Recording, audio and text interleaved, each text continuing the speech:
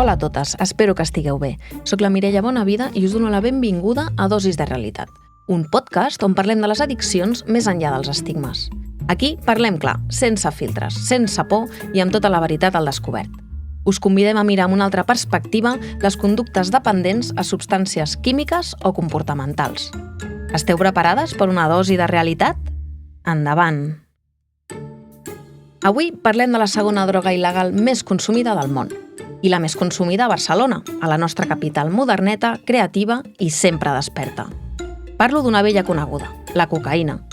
No ens enganyem, encara que no ho vulguem veure, està molt present al nostre voltant. Avui explicarem què és, d'on surt, què ens fa creure que és tan guai, de quines etiquetes posem a qui la consumeix i com l'estigma pot fer tant de mal com la pròpia substància. També repassarem la seva història, com actua el cervell, per què és tan addictiva i què passa quan caus dins del pou i no saps sortir-ne.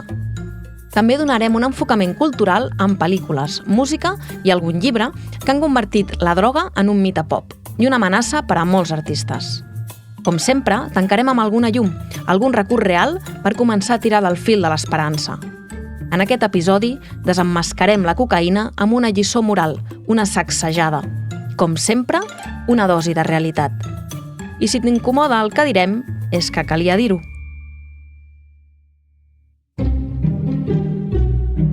Què és la cocaïna?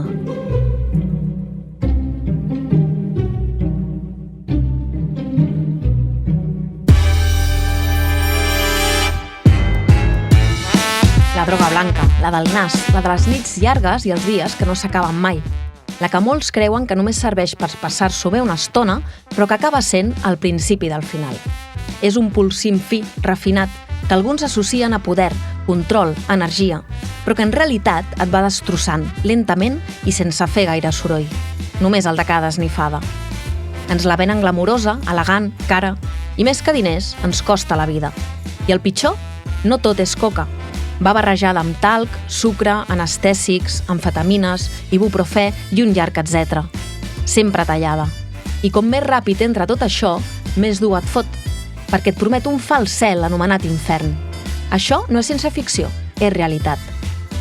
Per entendre què és això que la gent es posa al cos, parlo de la cocaïna, no del que s'hi afegeix, millor entrem en context científic. Però tranquils, ho explicarem en llenguatge humà. La cocaïna és un alcaloide extret de les fulles de l'Erythrocylum coca, una planta tropical. És un estimulant potent del sistema nerviós central. Allibera dopamina, serotonina i noradrenalina i en bloqueja la recaptació. La traducció? Et dona un xut eufòric tan bèstia com fals. I ràpidament ja et cal més per tornar a arribar a aquest pic supereufòric.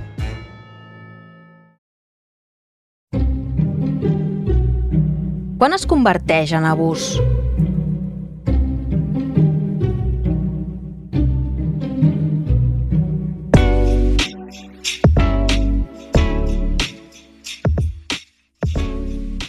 El gran perill és que la cocaïna és molt recreativa i el consum abusiu comença molt abans que ho vulguem reconèixer. El cercle viciós comença en dies puntuals, quan et diverteix, et fa escapar dels mals vitals. Consumeixes per passar-ho bé, per fer d'un dia ordinari un dia especial. I així ho vas repetint diversos cops a la setmana. El consum de dissabte i diumenge passa també a dimarts i a dijous, fins i tot al divendres. Potser el teu cos no tant, però la teva ment t'indueix al consum. Et dius a tu mateix, per què no? Va, faig la trucada de rigor i en mitja faig. Acabes trucant 3 cops al mateix dia i agafant-ne 3.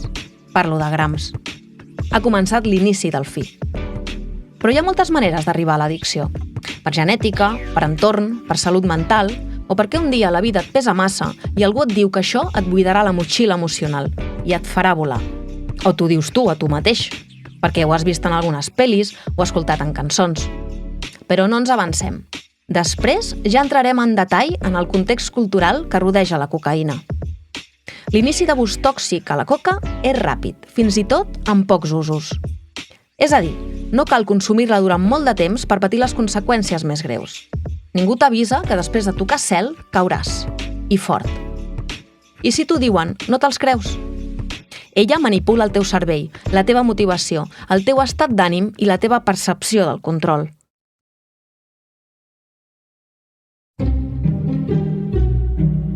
Quines senyals d'alarma ens poden fer sospitar de l'abús?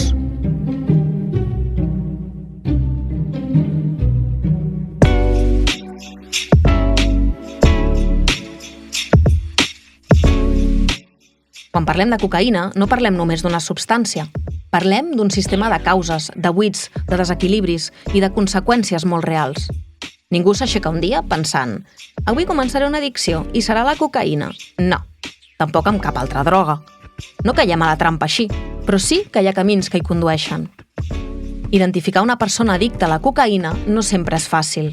Aquest consum sap disfressar-se molt bé, però existeixen senyals físiques, psicològiques i comportamentals. I totes tenen una cosa en comú. Es converteixen en actes normals, encara que no ho siguin. Les clàssiques senyals físiques són diverses. Una de les més evidents és la pèrdua de gana, que va lligada a la pèrdua de pes. I és que quan un consumeix cocaïna, la gana desapareix, literalment. El menjar deixa d'importar. Els àpats passen a segon pla, perquè amb cocaïna pel mig, el cervell decideix que això ja és suficient combustible pel cos.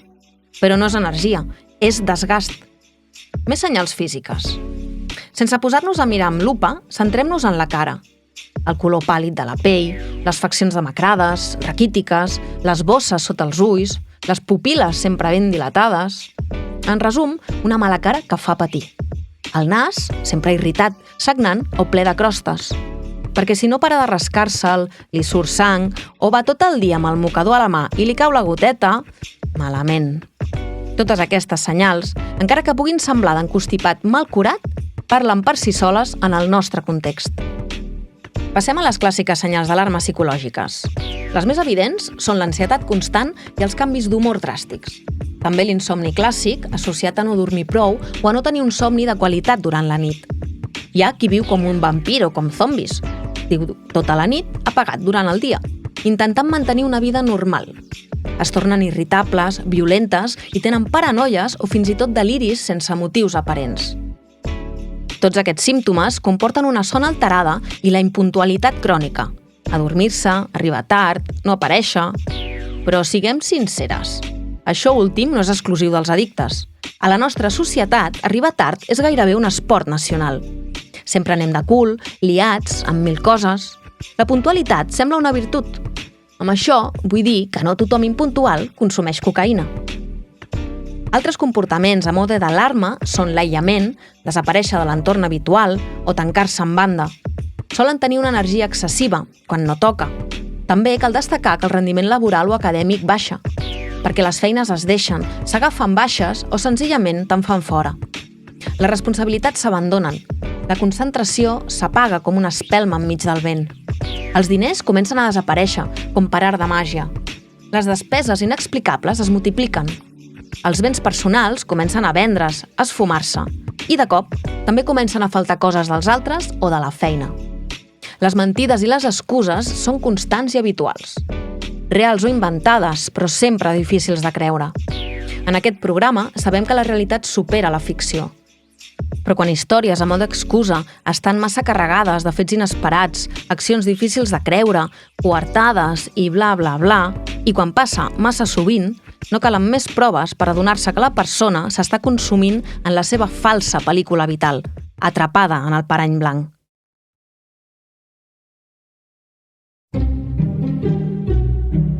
Per què caiem de cara en la trampa de la cocaïna? Fins on arriben les conseqüències?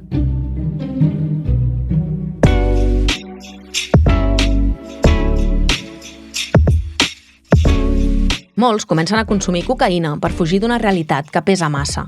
És automedicació disfressada. Estrès, ansietat, traumes... Tot això que no sabem gestionar i que volem tapar ràpid. Amb el que sempre us insisteixo, la gestió emocional és primordial en el context de l'abús tòxic. Amb la cocaïna, una ratlla sembla que ho millora tot, però dura poc. I després ve el buit. La coca enganxa de pressa, i no només perquè sí. Et fa creure que pots amb tot, però t'està xuclant l'energia emocional. I el cervell, a poc, s'hi adapta. Es torna dependent. Encara que la dependència física no sigui tan visible com la de l'alcohol o l'heroïna, com tremolors a les mans o vòmits, la dependència psicològica és brutal. Et fa pensar que sense això no pots viure, treballar ni aguantar la vida. També hi té molt de pes l'entorn. perquè si creixes amb una normalització a la substància per consum o com a sostén vital, si tens coca a l'abast, si tothom del teu cercle hi juga, i acabes caient sense adonar-te'n. No calen mesos ni anys per fer-se mal.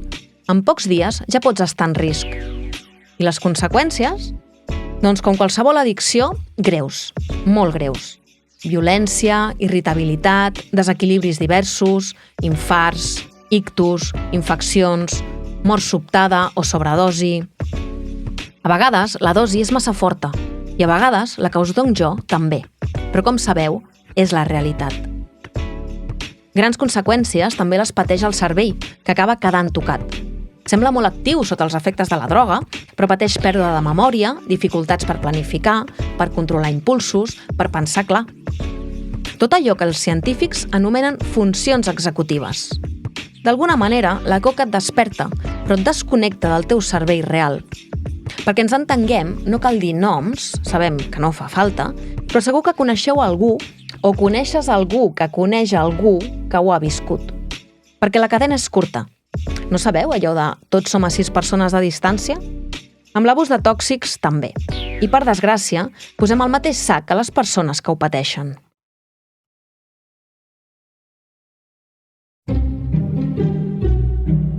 Quan parlem d'addicció, quina paraula sempre apareix, encara que ningú la digui?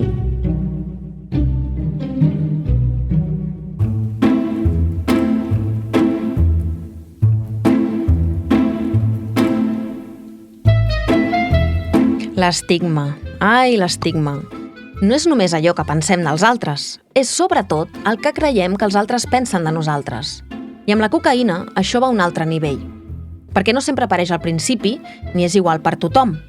De fet, molts consumidors, sobretot al començament, ni tan sols se senten estigmatitzats. Per què? Doncs perquè, siguem clars, en segons quins ambients la coca no es veu pas com un problema. Al contrari, es ven com sinònim d'èxit, de vida intensa, de gent interessant que fa coses. Com el Jordan Belfort de la pel·li de El llop de Wall Street, protagonitzada per Leonardo DiCaprio, o els protagonistes catalans del documental Barcelona, Vides en blanc, quasi bé tots empresaris. Però no avancem la secció cultural, que això ve després. La línia entre divertit i col·locat és finíssima. Si tens diners, si et mous pel lloc correcte, si tens la roba cara i el discurs ràpid, la ratlla és networking. La qüestió és que, mentre ho fas amb la gent del teu cercle, tot bé. Entrem a exemples reals. El 2008, el psicòleg Jesús Saiz Galdós va publicar un estudi a la revista espanyola de Sociología entrevistant 13 persones consumidores o exconsumidores. I sabeu què deien el 40% d'aquests entrevistats? Que mentre consumien no sentien cap rebuig social. 0. Per què? Perquè ho feien dins de cercles privats, amb gent que també en consumia, i perquè la cocaïna d'entrada no et deixa fet pols com altres drogues. Si ho pots dissimular, pots esquivar l'estigma. I així ho feien. Però això dura fins que deixes de controlar. Quan el consum deixa de ser una ratlleta de dissabte i passa a formar part del menú diari, la cosa canvia. La façana cau. I aleshores el judici dels mateixos consumidors comença. És a dir, els mateixos que compartien lavabo o bases amb tu, ara et miren com la que té un problema. Et jutgen no pas per consumir, sinó per deixar-ho veure massa, per trencar l'equilibri hipòcrita que tots intenten mantenir. El pitjor de tot, l'estigma no ve de fora, ve del teu propi entorn, i et cau a sobre just quan més ajuda necessites.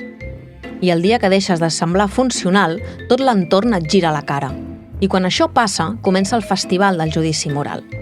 Alguns diuen, estàs malament, del rotllo, estàs fatal. Altres et diuen, però si no ho semblaves. També escoltes, has estat en un centre? Uf! I tu, que estàs intentant sortir del pou, et trobes amb el mateix estigma que et va fer callar des del principi. Vols començar de nou, però la gent només et recorda pel capítol més fosc de la teva vida.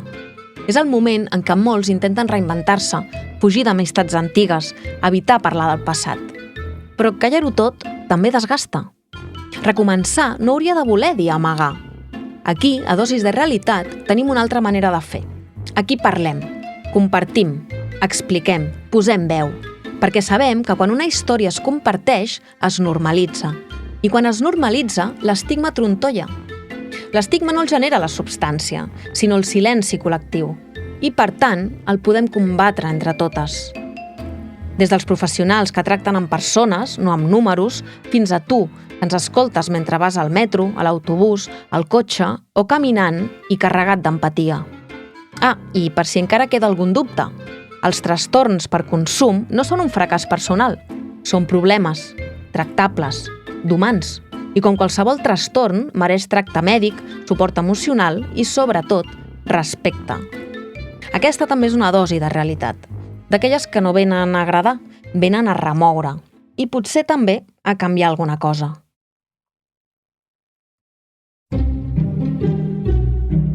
Quin recorregut històric destaquem de la substància per entendre la realitat que l'envolta?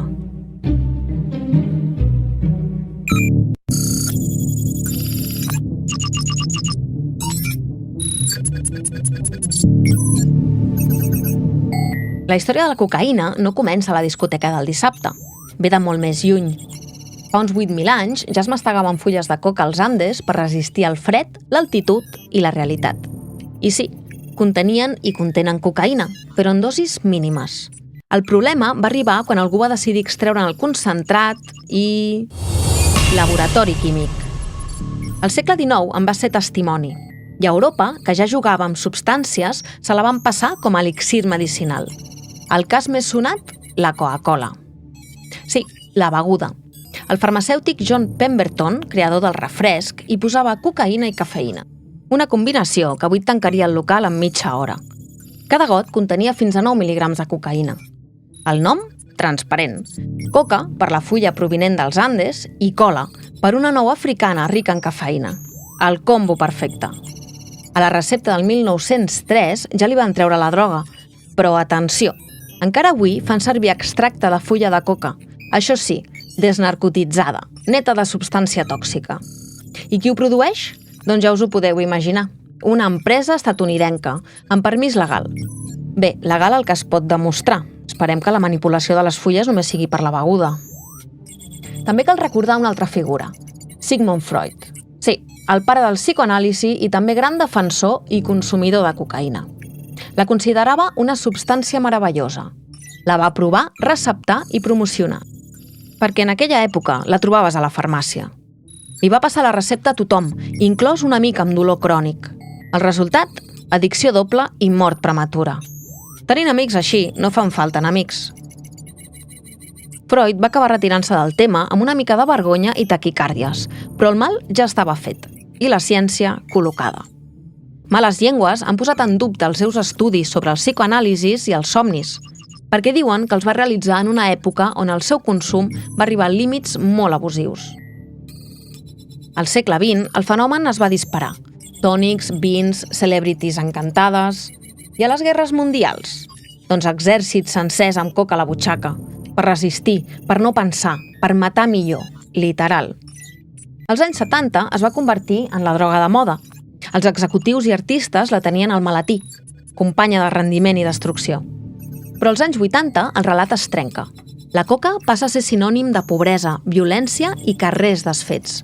I aquell doble estigma, elitista o marginal, encara s'arrossega avui. Part d'aquest passat encara fa ombra. No perquè la Coca-Cola sigui una droga, o potser sí, ja obrirem debat en l'episodi sobre el sucre, sinó perquè ens recorda com d'arrelada i normalitzada pot arribar a estar una substància fins que els efectes són tan evidents que ja no es poden ignorar. Ara mateix és la segona droga il·legal més consumida del món, només per darrere del cànnabis. I el consum no para de créixer. Hi ha nens que hi viuen exposats, mares que donen a llum a criatures amb dependència i milions de persones atrapades en un cicle de consum que no para i no respon a impulsos irracionals com el craving, és a dir, les ganes desesperades de consumir. La coca et fa creure que tens el control, mentre et roba tot el que et quedava. Una substància que va començar com a medicina ancestral i ha acabat convertida en un monstre global amb corbata.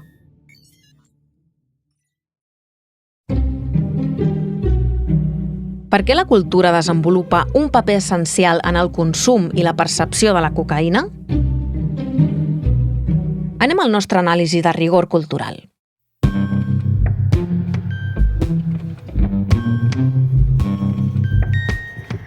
Durant dècades s'ha venut la idea que la cocaïna estimula la creativitat. El cinema, la música i certa cultura popular han contribuït a difondre aquest mite. Però tal com hem anat explicant, la veritat és molt més crua. La coca no t'inspira, et destrossa. Com Sigmund Freud, músics i escriptors consumeixen cocaïna buscant punts de llum divina, però la majoria acaben amb més foscor que genialitat. Dependència, autodestrucció i, sovint, carreres i entorns trencats. Alguns ho han justificat com a part del procés creatiu. Però preguntem-nos-ho clarament. La cocaïna és inspiració? No és com dir que bec per relaxar-me o fumo per pensar millor. La droga no és ioga creatiu per al cervell. La creativitat real es construeix amb temps, pràctica, disciplina i experiència vital, no amb estimulants químics. D'això és del que es va adonar Stephen King. L'escriptor no només escriu sobre monstres, n'ha conviscut amb ells. Durant més d'una dècada, la cocaïna i l'alcohol van ser la seva inspiració i condemna.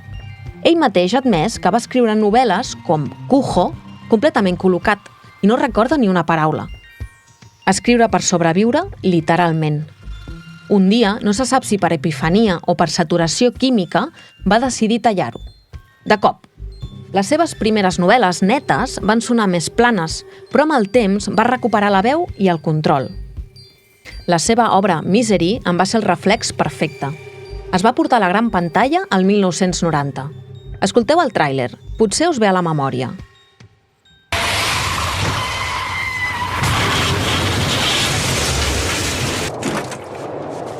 Tienes una doble fractura en las dos piernas y te has destrozado el peroné derecho. Parece casi un milagro que me encontraras. No fue un milagro. La verdad es que te iba siguiendo. Soy tu fan número 1, ¿recuerdas? Misery Chastain no puede morir. Y su espíritu sigue vivo. ¡No quiero su espíritu!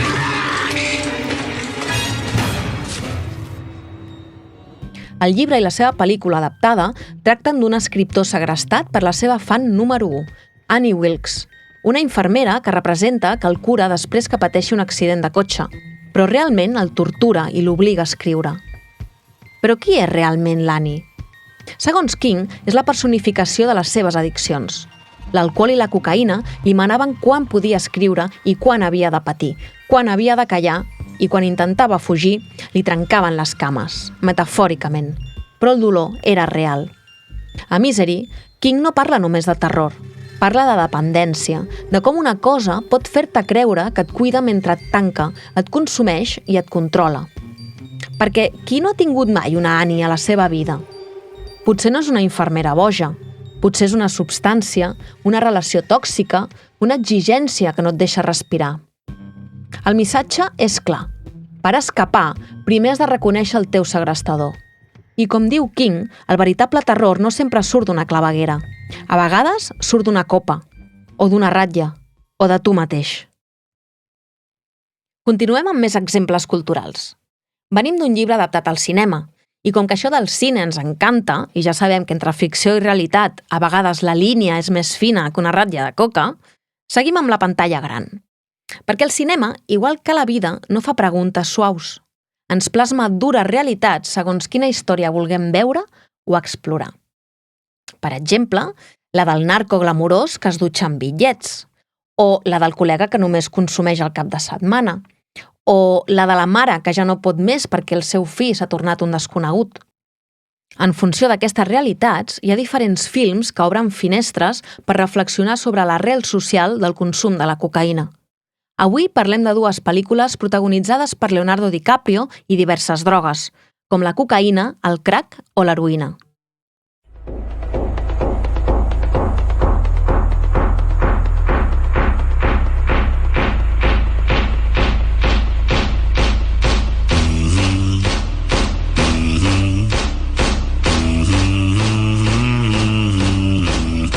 La primera finestra és la del glamour, el luxe, els diners i també el fracàs personal i la degradació.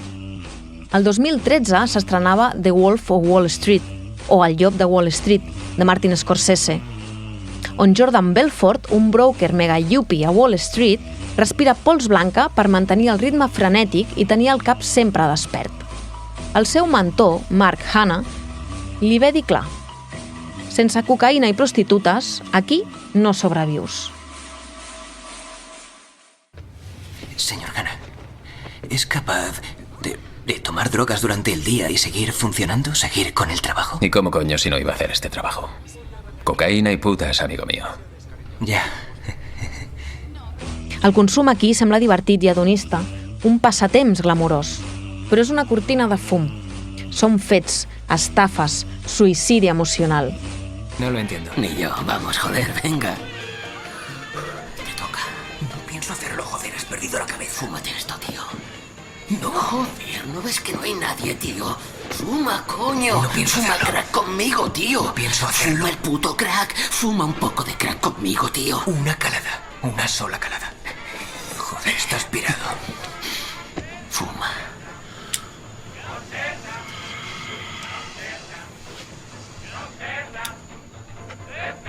Scorsese ens ensenya que darrere la festa hi ha un abisme de soledat i destrucció. El llop de Wall Street és una pel·li moderna que no té res a veure amb The Basketball Diaries, o Diari d'un rebel, del director Scott Calvert. Us sona? Escolteu part del tràiler. Esta ciudad convierte a la gente en sombras. La luz desaparece de sus ojos.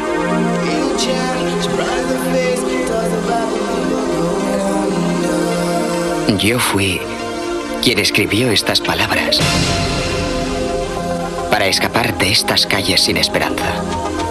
Aprenderé a volar.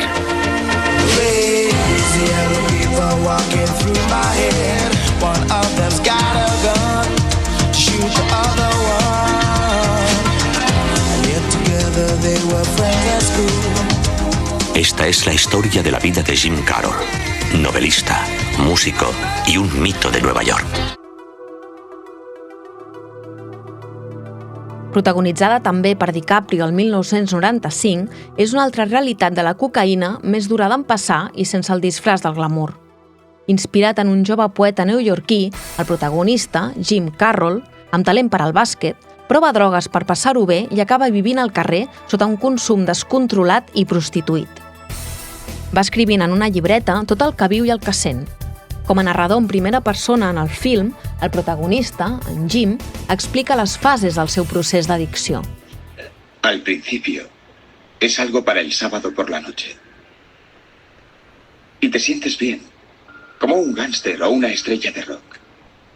Es solo algo para matar el aburrimiento. Lo llaman darle al jaco, un pequeño vicio. Y te sientes tan bien que empiezas a hacerlo los martes, luego los jueves, y finalmente te atrapa. Los listillos del barrio aseguran que eso no les pasa a ellos, pero se equivocan. També va explicant quines substàncies prova, com viu la situació, què experimenta. ¿Os he contado cuándo tomé heroína por primera vez? Fue en el sótano de Pedro. Había tipos raros que se estaban pinchando en el almacén. Yo solo quería esnifar una papelina, pero un tipo me dijo: si vas a esnifar, también te puedes pinchar. Y si te vas a pinchar, aquí tienes con qué. Me daba miedo la aguja, però cedí. Amb tota aquesta realitat, Jim lluita per mantenir-se amb una mare que l'intenta ajudar, desesperada perquè no reconeix el seu fill. Escenes dures, però necessàries per entendre el calvari d'una mare perduda. Lo que coño hagas y luego ponte a limpiar aquí, ¿de acuerdo? No quiero irte, Jim, cállate. Quiero saber qué te está ocurriendo. Mamá, esto es cojonudo. Estas charlas de corazón a corazón nos van muy bien. No te reconozco. No puedo creer que seas tú, Jim. No entiendo qué te sucede. Sí, lo sé. Un chico tan bueno, con tanto futuro. ¿Te refieres a eso? ¿Eso querías decir? Jim.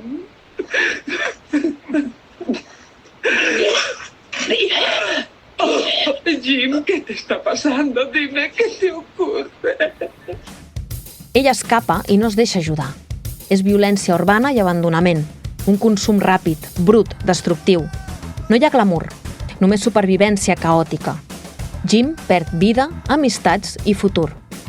Aquí la cocaïna és una laceració, no una celebració. Es converteix en una necessitat per continuar vivint. En comparació, al llop de Wall Street, la coca és poder disfressat de glamour, un augment temporal d'estatus a canvi d'una ruïna privada.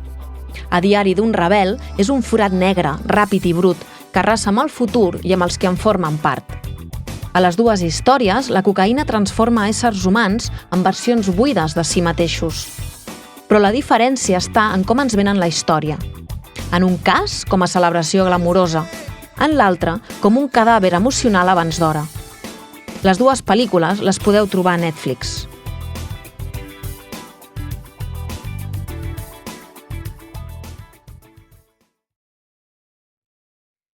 Anem amb un altre exemple de la pantalla, però a mode sèrie.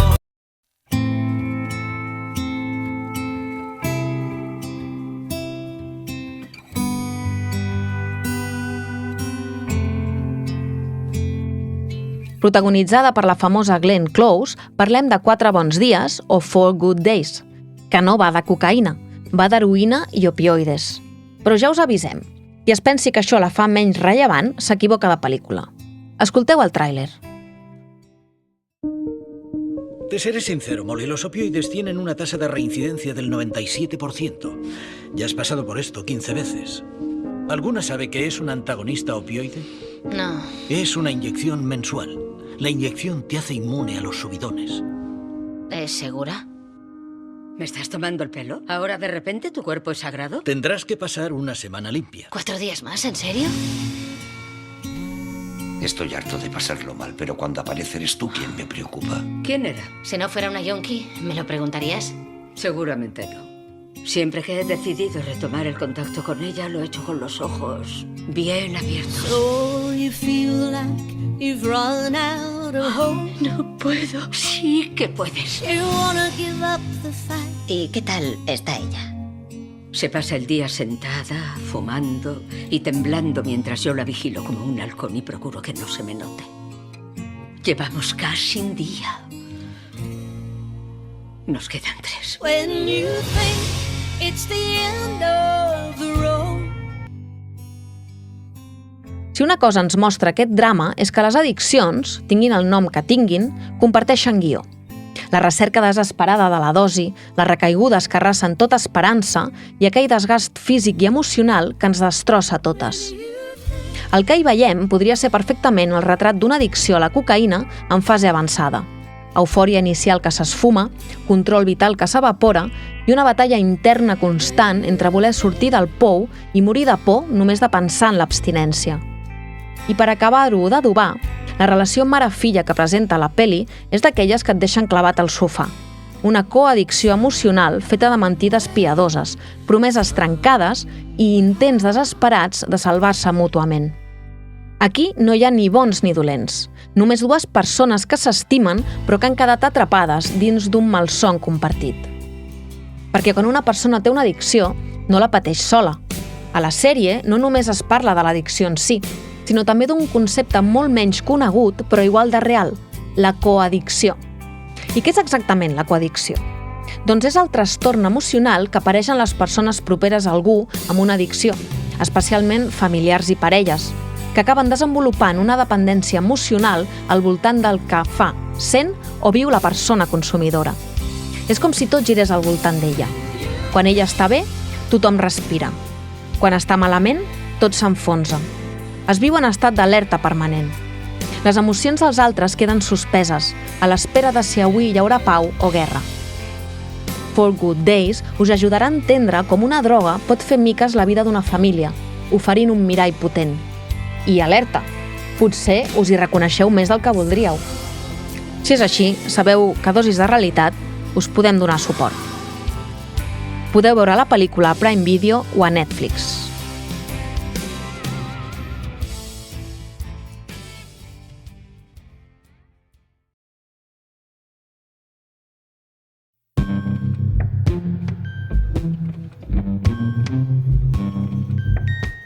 Passem ara a la petita pantalla feta a casa amb un documental que ens posa en context del que passa a Barcelona i en general a Catalunya.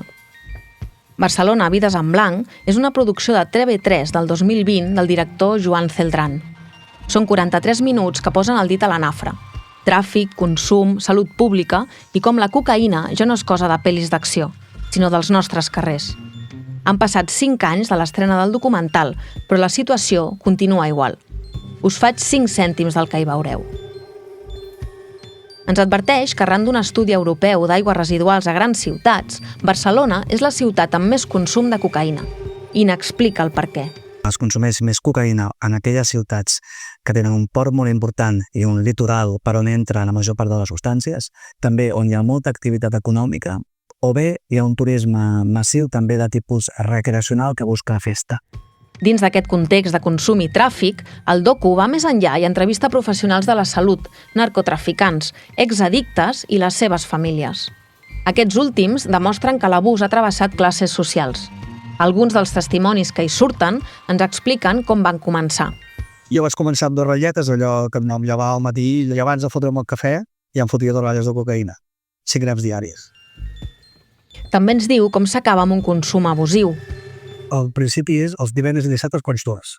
Després incorpores els dijous per sortir més. Després te'n dones compte que l'endemà el divendres has d'anar a treballar, te'n fots al matí perquè pugui estar bé perquè vens molt cansat del dijous. I arriba un moment que te'n fots cada dia. Com t'atrapa per seguir vivint. Tu te'n dones compte de que per viure, per seguir vivint, necessites una ratlla de cocaïna. Si sents algú que et diu jo el controlo, que ell té un problema greu. També ho remouran les paraules de Marta Torrents, directora d'addiccions a l'Hospital del Mar, qui corrobora que l'addicció és un bucle tòxic però imparable. Tot i que estàs tenint cada vegada més problemes a la feina, tot i que estàs tenint cada vegada més problemes amb la família, tot i que cada vegada estàs més pendent, estàs perdent calés, que estàs ficant amb embolics, no pots deixar de fer-ho. També hi dona veu Joan Colom, subdirector general de drogodependències, qui exposa possibles factors de prevenció. La socialització, la capacitat d'utilitzar l'esport o l'exercici físic, la relació amb els altres, una bona relació efectiva amb les institucions socialitzadores, amb la família, l'entorn, la comunitat, el lleure. Al documental s'hi desprenen paraules d'esperança, però també hi ha dosis de realitat més crues, com la que hi exposa Oriol Escúlies, director Projecte Home de Catalunya, qui creu que la societat no hi veu perill. Encara a dia d'avui, la societat la continua percebint com més nociva que altres substàncies. Al no veure el perill, el consum i la porta a l'addicció estan més a l'abast de qualsevol capa social. Sortir-se'n és difícil, i Marta Torrents parla de la situació en clau de gènere, perquè, segons ella, si ets dona, ho tens més difícil. Davant d'una dona que demana tractament per una addicció, sisplau, alfombra vermella, catifa vermella, perquè li costa molt més arribar a tractament, perquè és molt més estigmatitzant el consum amb una dona que amb un home. I té molta més por de que li prenguin els fills, de que tingui més problemes. Com us diem aquí a Dosis de Realitat, l'estigma fa massa mal i frena la rehabilitació dels afectats, siguin dones o homes. El documental no deixa de banda els altres afectats als abusos, la família. Escolteu la mare d'un exconsumidor i els seus bons consells. Quan és un fill o és una persona molt estimada, a vegades justifiques, no ho vols veure i et fa com una por. Doncs un mateix es posa moltes excuses. El consum de cocaïna té solució si un ho veu i té ganes de posar-hi remei. Et poses en mans de professionals i et deixes ajudar. Verbalitzar com et sents és molt difícil i això és una de les coses que també ens van ensenyar. Com estàs? Malament? No. Explica'm aquest malament, agafa el full i explica-m'ho. Com sempre us dic, la gestió emocional és la base de qualsevol procés de canvi. No només per a qui consumeix, sinó també per a les famílies que ho viuen des de dins, a la vora, sovint sense eines. Com hem explicat abans, el que es defineix patir una coaddicció. El documental dona informació i una bona dosis de realitat. Escolteu un altre testimoni. La droga està pensada perquè t'hi enganxis i pots ser una persona feliç, amb una família estructurada, que ho ha tingut tot, però és que si pel que sigui la proves i en aquell moment pel que sigui estàs una mica fluix o qualsevol cosa, és que t'enganxa. També, de boca d'un dels testimonis recuperats, dona llum i esperança. En què veuràs la llum i diràs, ostres, que bé que estic ara. i quan te n'adones d'aquests petits moments de pura felicitat, de veure que realment ho estàs deixant enrere, val molt la pena. En resum, Barcelona en blanc és un documental que diu grans veritats de l'addicció, amb testimonis de familiars i addictes i professionals de la salut. Mireu-lo, no us deixarà indiferents.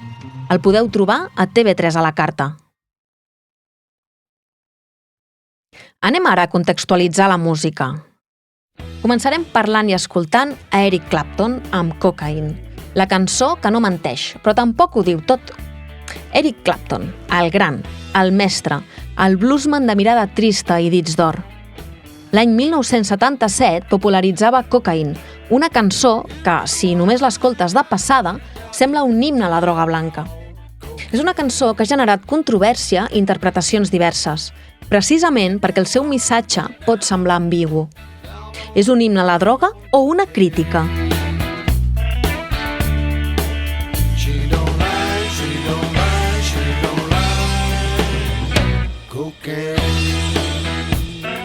La traducció de la tornada és ella no menteix, ella no menteix, ella no menteix, cocaïna. És enganxosa, fa moure el cap. I si no pares atenció, gairebé et sembla que et diu «Ei, no passa res, la coca no menteix, la coca sempre hi és». Però què ens està dient realment aquesta cançó? Entrem en context. La lletra original era d'en J.J. Cale o John Weldon Cale, compositor i músic estatunidenc. Clapton l'agafà i la fa seva en un moment on la cocaïna era el pa de cada dia a l'escena musical. Festes, estudis, hotels, concerts i ratlles. Moltes ratlles. Estem parlant dels anys 80. Reflecteix una època on la droga era cultura pop, on la destrucció s'amagava darrere del glamour. La frase «She don't lie» sona gairebé com un elogi, com si la coca fos una aliada, una amiga fidel, perquè molts la ballen, l'imiten, la canten com si fos una oda a la llibertat. Però aquí ve el gir. Clapton ha explicat més d'un cop que la seva intenció no era celebrar la droga, sinó alertar-ne. Sabem que ell parla des de l'experiència perquè va patir l'addicció a l'heroïna, a l'alcohol i a la cocaïna. Ell, que gairebé ho perd tot. Amics, família, salut, creativitat. Ell, que va haver de tocar fons per poder tornar a pujar a l'escenari com un home sencer. I escoltar avui aquesta cançó, amb la perspectiva del temps, ens obliga a fer-nos preguntes. Quantes coses celebrem sense entendre-les? Quantes cançons ballen sobre ferides que encara sagnen? I quants Claptons hem vist caure abans de ser escoltats de veritat?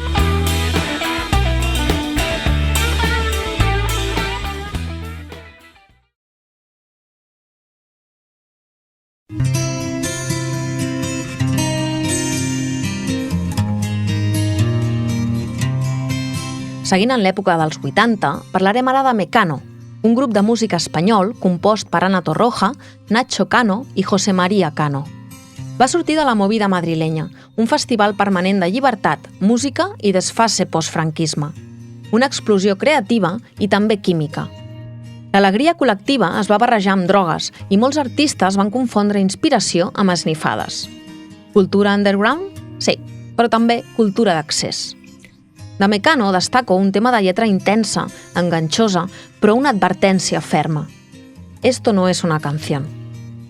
No és un hit més, és una descripció descarnada de l'espiral destructiva de l'heroïna que, com una gàbia invisible, atrapa qui creu que té el control.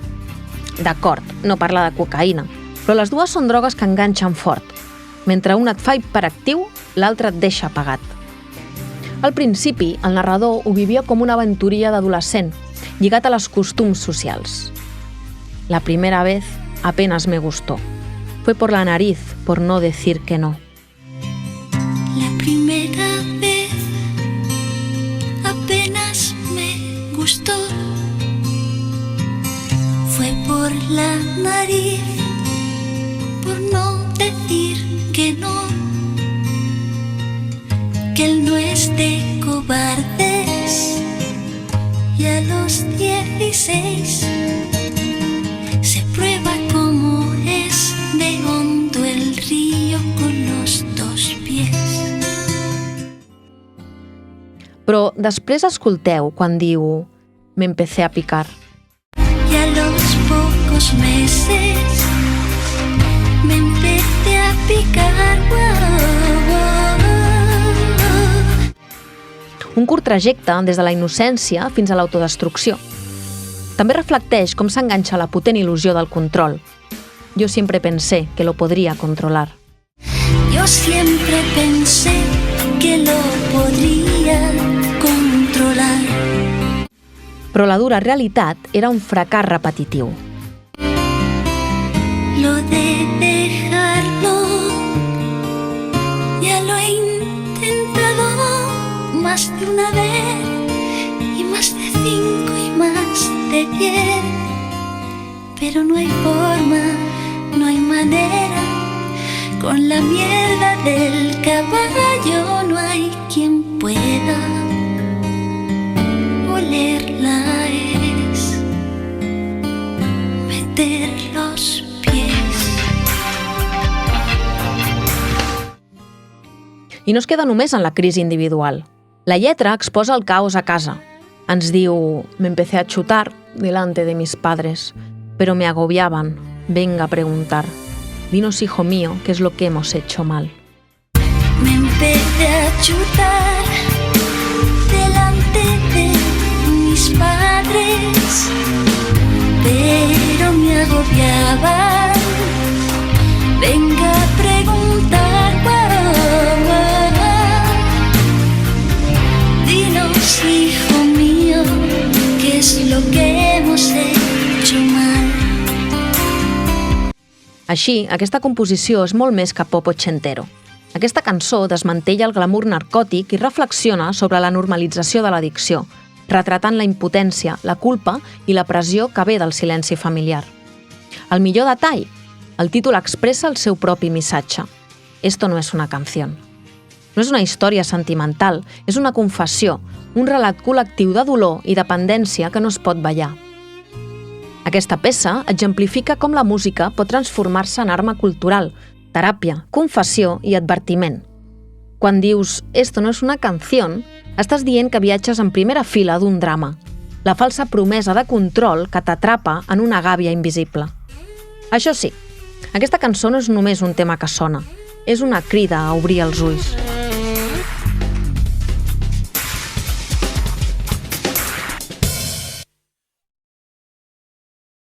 Després d'aquest repàs cultural amb una mica de remolins emocionals, tornem a la realitat que envolta la substància en l'actualitat i a casa nostra. Quines dades tenim a casa sobre el consum?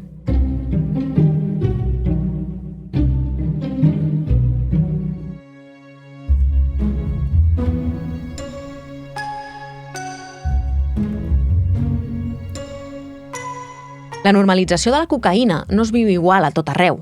A Colòmbia es barreja amb plom i selva. A Londres, amb criptos i traçabilitat. I aquí, a casa nostra, amb gin tònics, brunch i teràpies de respiració per equilibrar el cortisol. Però deixem-nos de romanticismes. La cocaïna forma part de la nostra realitat quotidiana i no només en lavabos de discoteca. Aquí la coca no és una excepció, és una rutina, una que es barreja, i molt, amb alcohol. A Catalunya, el policonsum és tan habitual com el vermut dels diumenges. Oficines, dinars familiars, festivals, àrees de servei, tot val. Però l'efecte col·lateral també ho ocupa tot. Accidents, urgències, morts sobtades i una sanitat que no dona l'abast. Segons l'últim informe de Projecte Home, el 44,8% dels tractaments iniciats el 2024 van ser per cocaïna. En un 58% hi havia alcohol implicat. Però, no és una moda, és un hàbit cronificat. Els adolescents també hi cauen. 3.492 joves van començar tractament el 2023. I cada setmana, milers d'intoxicacions. Per què? Doncs perquè el preu ha baixat, la qualitat puja i la disponibilitat és escandalosa. Abans era cosa de rics. Ara, de qui tingui 60 euros i cap pla per demà. Això no són només xifres, són vides trencades, famílies en silenci i amics que desapareixen. I com qui no vol la cosa, Espanya lidera el rànquing europeu de consum per càpita. Ens ho diu l'Agència Europea de Drogues i ho veiem fins i tot a les clavegueres. Les anàlisis d'aigües residuals mostren que el consum urbà creix sense fre. I què fem? Ens adaptem. Sales de consum, teràpies, campanyes, però la normalització guanya. La cocaïna ha deixat de ser la droga dels executius per convertir-se en la crossa emocional d'un sistema que et demana rendir, produir i no parar mai. La coca no és només un problema de salut, és un símptoma d'un món que va massa ràpid i que tapa la fatiga amb ratlles. Com sempre, no venim a moralitzar, venim a posar llum. Sabeu quina eina mai falla en un procés de recuperació d'addicció?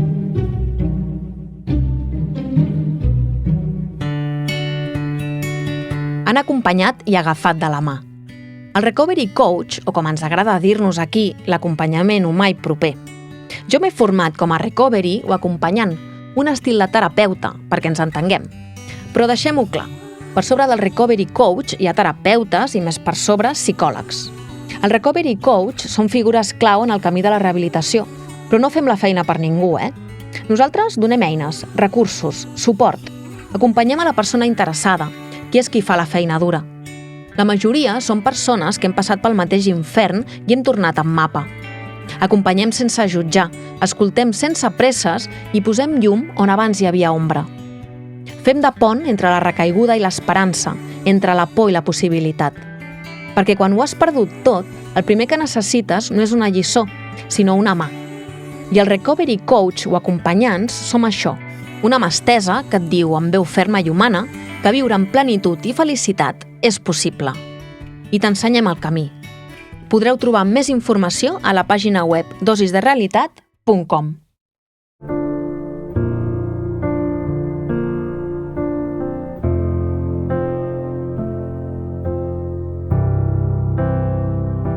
Molts us preguntareu, hi ha solució per a l'addicció? Jo, personalment, no puc queixar-me massa. N'he sortit prou bé de l'infern del consum abusiu. Ha sigut un camí dur, però aquí estic. Malauradament, he vist molta gent i companys que no els ha anat tan bé. Amics que han acabat perduts i intentant enganyar-se a ells mateixos i als altres.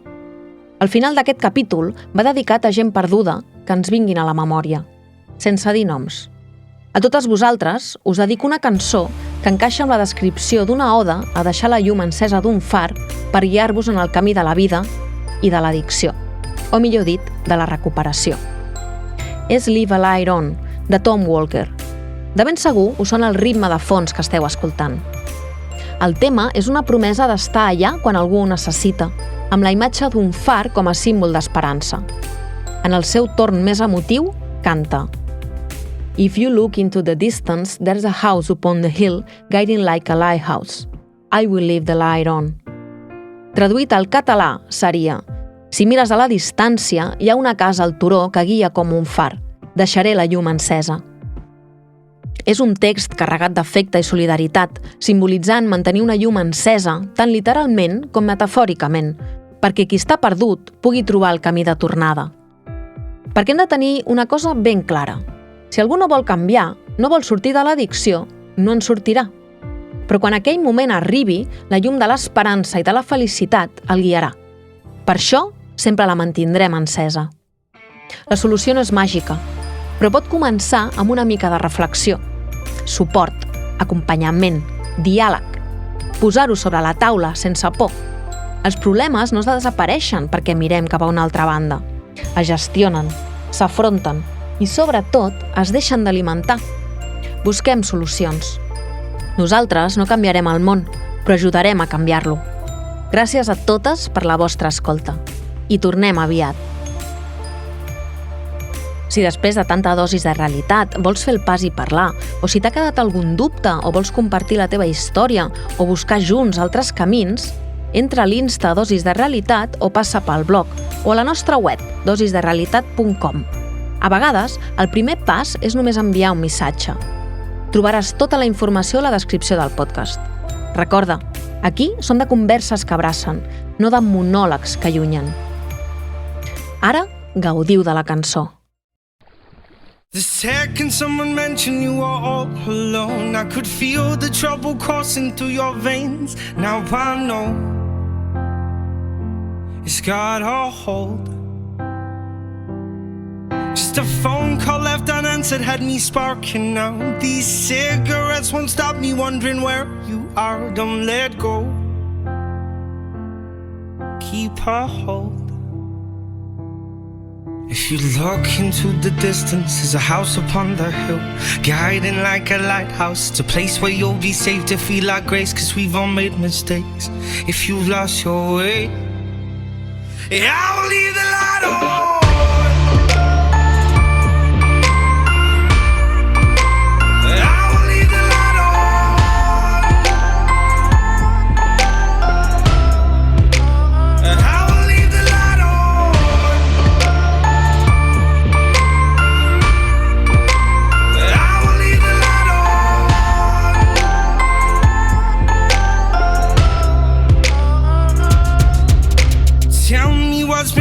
What's been on your mind? Lately you've been searching for a darker place to hide. That's alright, but if you carry on abusing, you'll be robbed from us. I refuse to lose another friend to drugs. Just come home, don't let go. If you look into the distance, there's a house upon the hill, guiding like a lighthouse. It's a place where you'll be safe to feel our grace, 'cause we've all made mistakes. If you've lost your way, I will leave the light on.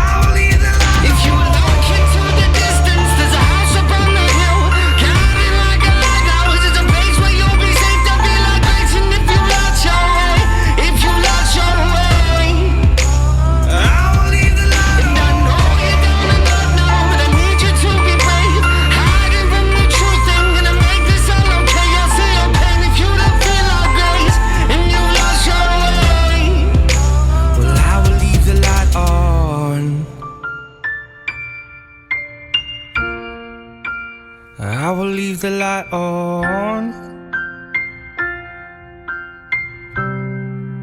'cause I will leave the light on.